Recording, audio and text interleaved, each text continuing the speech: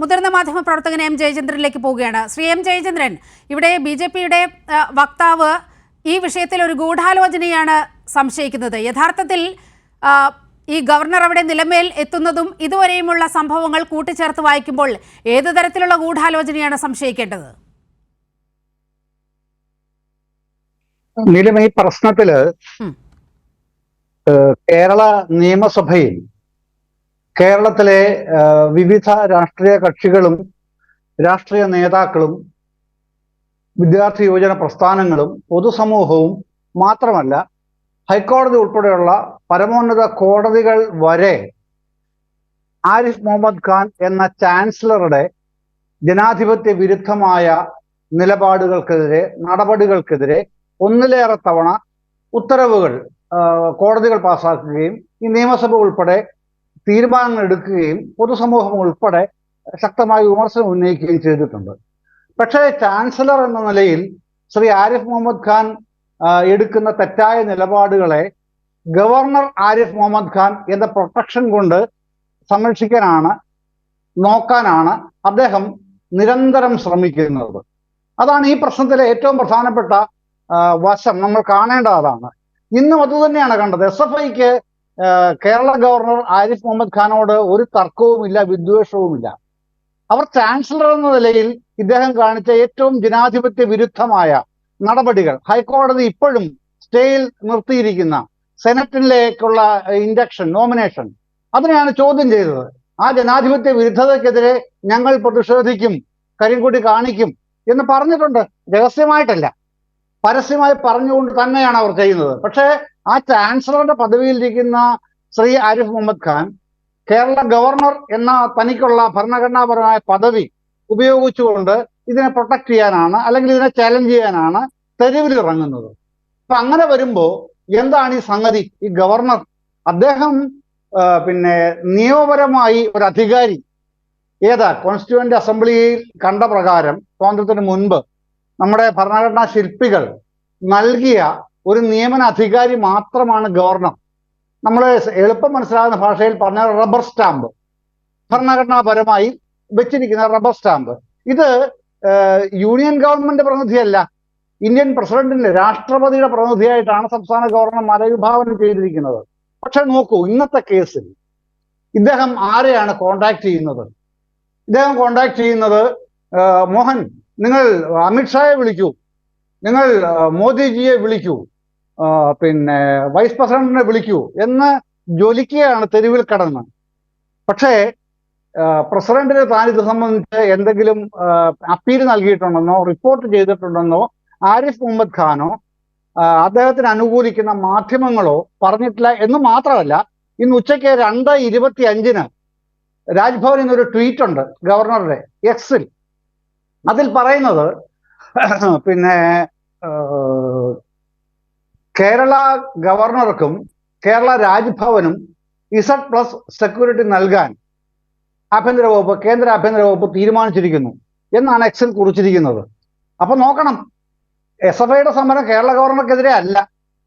പക്ഷേ ട്വീറ്റിൽ വരുന്നത് Kerala ഗവർണർക്കും Kerala രാജ്ഭവനും Z+ security അനുവദിച്ചിരിക്കുന്നു. അപ്പൊ എന്താണ്? വെൽ പ്ലാൻഡ് ആയിട്ടുള്ള ഒരു സ്ക്രീൻ പ്ലേ ഇതിന്റെ പിന്നിലുണ്ട് എന്നുള്ളത് സുവ്യക്തമല്ലേ? രാവിലെ നിലമേൽ പോയി ഇരുന്ന് 1.5 മണിക്കൂർ കഴിയുമ്പോഴേക്ക് തീരുമാനമാകുന്നു. 2:25 ഉത്തരവ് രാജ്ഭവനിൽ തന്നെ ഇറങ്ങുകയാണ്. അതിനു മുമ്പേ ഡൽഹിയിൽ നിന്ന് ആ ഉത്തരവ് ലഭിച്ചിട്ടുണ്ടാകണമല്ലോ. സ്വാഭാവികമായും അത് ലഭിച്ചിട്ടുമുണ്ട്. ആഭ്യന്തരമന്ത്രി വിളിക്കുന്നു, ഇന്ത്യയുടെ വൈസ് പ്രസിഡന്റ് വിളിക്കുന്നു എന്നൊക്കെ മാധ്യമങ്ങൾ നിരന്തരം റിപ്പോർട്ട് ചെയ്യുകയും ചെയ്തല്ലോ. അപ്പൊ ഇതൊക്കെ നേരത്തെ തന്നെ ആലോചിച്ച് വെച്ചിട്ടല്ലാതെ രാവിലെ നിലമേൽ പോയി ഇരുന്ന് 1.5-2 മണിക്കൂർ ഇരുന്ന് തീരുമാനം എടുക്കാൻ കഴിയുന്ന കാര്യമല്ലല്ലോ Z+ സെക്യൂരിറ്റി എന്ന് പറയുന്നത്. അത് ഇതുമായി ബന്ധപ്പെട്ട കാര്യങ്ങൾ അന്വേഷിക്കുന്ന ആർക്കും അറിയുകയും ചെയ്യാം. അത് ശ്രീ കൃഷ്ണദാസിനും അതിലൊരു വ്യക്തത കൂടി ആവശ്യമുണ്ട്. Shri M Jayachandran, Z+ category security ഉള്ള വ്യക്തിത്വം തന്നെയാണ് ഭരണഘടന പ്രാധാന്യമുള്ള ആൾ തന്നെയാണ് ഗവർണർ എന്ന് പറയുന്നത്. പക്ഷേ സംസ്ഥാന പോലീസിന് പകരം ഇപ്പോൾ CRPFനെ കൊണ്ടുവരുന്നു എന്നത് മാത്രമാണ്. അതുമായി ബന്ധപ്പെട്ട് മുഖ്യമന്ത്രി വളരെ രസകരമായ ചില കാര്യങ്ങൾ പറഞ്ഞിട്ടുണ്ട്. അതിലേക്ക് വരാം.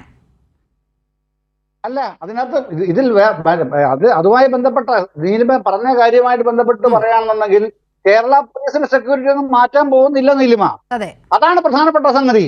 ഇപ്പം പിന്നെ കേരള പോലീസിന്റെ സെക്യൂരിറ്റി ഇന്നും നാളെയും മറ്റന്നാളും ഒക്കെ തുടരും. ഇദ്ദേഹം ഈ പദവിയിൽ ഇരിക്കുന്ന കാലത്തോളം കേരള പോലീസിന്റെ സെക്യൂരിറ്റി നിശ്ചയമായി ഉണ്ടാവും, ഒരു സംശയം വേണ്ട കാര്യത്തിൽ. പക്ഷേ പിന്നെ CRPF-നാണ് ഇന്നർ റിംഗ് സെക്യൂരിറ്റി ആയിട്ട് വെച്ചിരിക്കുന്നത്. ഔട്ടർ റിംഗ് സെക്യൂരിറ്റിയിലേക്ക് മാറും കേരള പോലീസ്. അതാണ് വരാൻ പോകുന്നത്, അത്രേ ഉള്ളൂ. പക്ഷേ മുഖ്യമന്ത്രി ചോദിച്ച ചോദ്യം ഉണ്ടല്ലോ, CRPF ഇവിടെ എന്തെങ്കിലും ചെയ്യാൻ പോകുന്നുണ്ടോ പ്രത്യേകമായിട്ട്? ഒന്നുമില്ലല്ലോ. ഇവിടെ പ്രശ്നം തർക്കം കേരള ഗവർണർ ആരിഫ് മുഹമ്മദ് ഖാനോട് ഇവിടെ തർക്കമില്ലല്ലോ, കേരളീയ പൊതുസമൂഹത്തിനൊന്നും. പ്രശ്നം വിദ്യാർത്ഥി സമൂഹം പിന്നെ പ്രതിഷേധിക്കുന്നത് ഇക്കാര്യത്തിലാണെന്നേ. ചാൻസലർ എന്ന നിലയിൽ അദ്ദേഹം സ്വീകരിക്കുന്ന തെറ്റായ നടപടികൾ, ജനാധിപത്യ വിരുദ്ധമായ നടപടികൾ, അതിനെതിരെ പ്രതിഷേധം. ആ പ്രതിഷേധത്തെ നേരിടാനായിട്ടാണ് ഈ നാടകം പ്ലാൻ ചെയ്ത് നടപ്പിലാക്കുന്നത്. അപ്പോൾ ഡൽഹിയിൽ നിന്ന് നിർദ്ദേശം കിട്ടിയിട്ടുണ്ടാവും, നിങ്ങൾ എന്തെങ്കിലും ഒരു പിന്നെ നടപടി സ്വീകരിച്ചാൽ മാത്രമേ ഇമ്മീഡിയറ്റ് ആയിട്ട് അത് പ്രൊവൈഡ് ചെയ്യാൻ കഴിയൂ. Z+ എന്നുള്ളത് പ്രൊവൈഡ് ചെയ്യാനും അത് വാർത്തയാക്കാനും മീഡിയയിൽ വഴി ഒരു ഹൈപ്പ് ഉണ്ടാക്കാനും കഴിയൂ. അതാണ് ആ നാടകമാണ് ഇന്ന് നടന്നത്. നീലിമ പറഞ്ഞതുപോലെ ആ വീഡിയോ എന്റെയിലും ഉണ്ട്. ഒരൊറ്റ ആൾ പോലും, SFIയുടെ ഒരാൾ പോലും അദ്ദേഹത്തിന്റെ കാറിന്റെ പരിസരത്തേക്ക് പോലും ചെന്നില്ല. എന്നിട്ടാണ് എന്റെ കാറിൽ വന്ന് ഇടിച്ചു എന്ന് പിന്നെ ഈ ഗവർണർ ആയതുകൊണ്ട്, ഭരണഘടനാ പദവി ആയതുകൊണ്ട് നുണയെന്ന് പറയാൻ പറ്റില്ലാത്തതുകൊണ്ട് ഞാൻ അത് പറയുന്നില്ല, അസത്യം പ്രചരിപ്പിക്കുന്നത്. അതാണല്ലോ സംഭവിക്കുന്നത്. അങ്ങനെ ഇത്തരം അസത്യങ്ങൾ എന്തിനാണ് അദ്ദേഹം പ്രചരിപ്പിക്കുന്നത്? അത് മുകളിലുള്ള യജമാന്മാരെ തൃപ്തിപ്പെടുത്താൻ വേണ്ടിയാണ്. അതുകൊണ്ടാണ് മുഖ്യമന്ത്രി പറഞ്ഞത് 5 പേരുടെ പേര് പറഞ്ഞല്ലോ, ഈ പിന്നെ സുധി ഉൾപ്പെടെ, അജയൻ ഉൾപ്പെടെ 5 RSSകാരുടെ പേര് പറഞ്ഞല്ലോ. ആ പേരിലേക്ക് കൂട്ടിച്ചേർക്കപ്പെടുകയാണ് Z+ കാറ്റഗറിയിൽ ശ്രീ ആരിഫ് മുഹമ്മദ് ഖാന്റെ സുരക്ഷ. Z+ എന്നുള്ള സുരക്ഷ ആ 5 പേരുടെ കൂട്ടത്തിൽ 6ാമതായിട്ട് ശ്രീ ആരിഫ് മുഹമ്മദ് ഖാൻ ഇന്ന് കടന്നിരുന്നു കഴിഞ്ഞിരിക്കുന്നു. അതാണ് യോഗ്യത. അപ്പൊ യോഗ്യത എന്താണെന്നുള്ളത് ഇനി ആരും സംശയിക്കേണ്ട കാര്യമില്ലല്ലോ, ഒരാൾക്കും സംശയിക്കേണ്ട യാതൊരു കാര്യവുമില്ല. അപ്പോ ഞാനീ പറഞ്ഞ പിന്നെ ഈ ഗവർണർ പദവി എന്ന് പറയുന്നത് അത് പിന്നെ നിയമപരമായ ഒരു അധികാരം അത് മാത്രമേ ഉള്ളത്.